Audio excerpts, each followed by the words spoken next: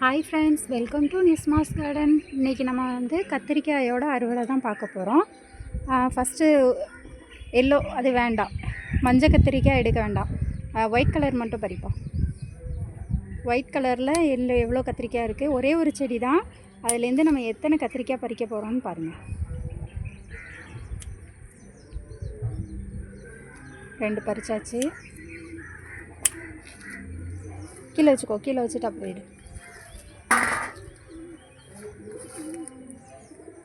நம்ம கத்திரிக்காய் வந்து 1 2ன்னு பறிக்கிறோம். நமக்கு சாம்பாருக்கு அதிகமாக தேவையில்லைன்னு 1 பறித்தோம். இப்போ பார்த்தா ஃபுல்லாக கத்திரிக்காய் தான் இருக்குது. ரொம்ப சின்னதை விட்டுட்டு கொஞ்சம் ஒரு நார்மலான சைஸ் மட்டும் கட் பண்ணு. நம்ம எத்தனை கத்திரிக்காய் இருக்குதுன்னு பார்ப்போம்.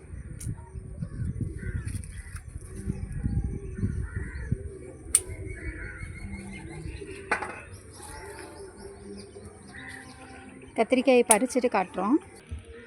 ஓகே, இப்போ எவ்வளோ வந்திருக்குன்னு பார்க்கலாம். பாருங்கள், ஒரே ஒரு செடியிலேருந்து நம்மளுக்கு இத்தனை கத்திரிக்காய் கிடச்சிருக்கு.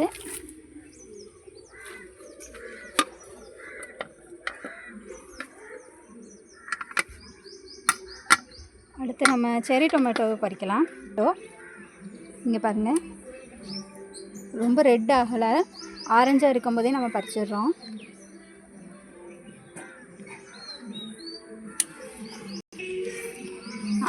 செரி டொமேட்டோ இவ்வளோ கிடச்சிருக்கு பாருங்கள், ஒரு 5 இருக்கும்.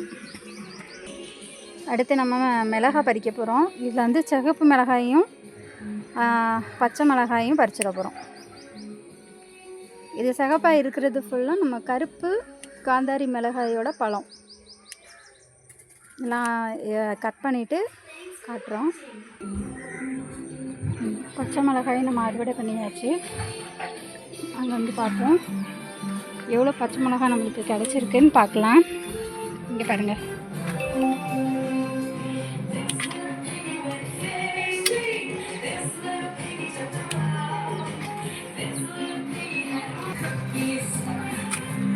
பச்சை மிளகாய் காய்கறி அறுவடை. அவ்வளோதாங்க. தேங்க்யூ.